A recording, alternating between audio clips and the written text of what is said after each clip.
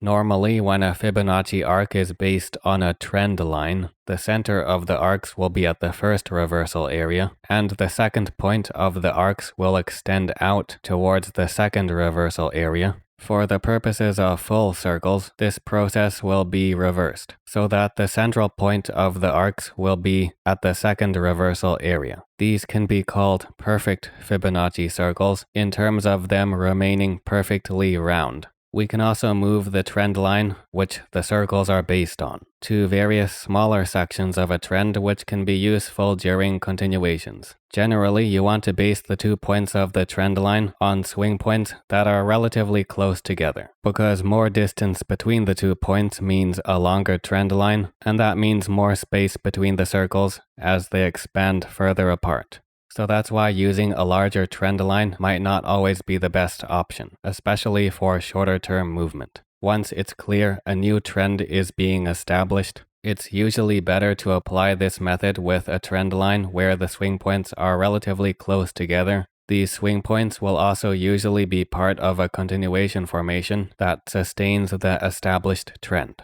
As the trend continues, retracements and even moderate reversals are more likely to follow the curvature of the perfectly round circles that are projected.